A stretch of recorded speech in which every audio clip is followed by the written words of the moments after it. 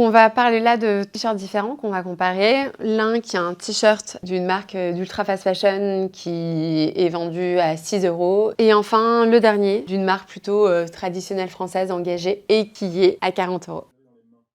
Alors, on est sur 2 t-shirts qui n'ont rien à voir et déjà ça sent tout de suite au toucher puisque, l'un des 2 est 100 % synthétique, donc un mix, polyester élastane qui lui confère probablement certaines, propriétés techniques, qui, sont palpables là, mais c'est vrai que dans le cas d'un basique, il n'y a pas forcément de sens, pour ce vêtement avoir cette composition-là. Et l'autre, qui est un vêtement, 100 % coton, en coton biologique. Donc ça déjà, c'est les points liés à la composition et c'est vrai que c'est un impact direct à la fois sur l'usage et aussi sur d'un point de vue environnemental. Mais dans le cas du vêtement synthétique, il va y avoir un impact à la fois en termes de relargage, de microparticules de plastique au moment du lavage. Aussi un impact, on est sur un mix de 2 matières qui va sûrement compliquer le fait de pouvoir recycler le vêtement. Dans l'autre, on a le coton qui est certes une matière qui nécessite quand même beaucoup d'eau et d'énergie, mais qui a été fait avec du coton biologique. Et puis, ça aussi lui confère certaines propriétés pour un vêtement du quotidien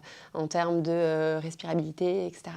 Aujourd'hui, les informations obligatoires sur les vêtements, c'est principalement la composition, donc de quelle matière sont faits les produits. Et aussi, depuis le passage de la loi AGEC, il faut afficher les lieux des 3 dernières étapes de production. Donc, je suis allée regarder dans les 2 cas les informations. L'un, il faut aller chercher sur un petit onglet en bas du site internet et c'est assez peu visible. Et pour l'autre, il y a même un QR code en fait qui est déjà disponible sur l'étiquette et qui permet de renvoyer vers la traçabilité complète. 2 étapes, le tricotage et la teinture qui sont réalisées en France et la confection en Tunisie. Ce qu'on voit aussi, c'est en termes de matière, donc on voit sur l'étiquette la présence du label GOTS sur celui qui est en coton biologique.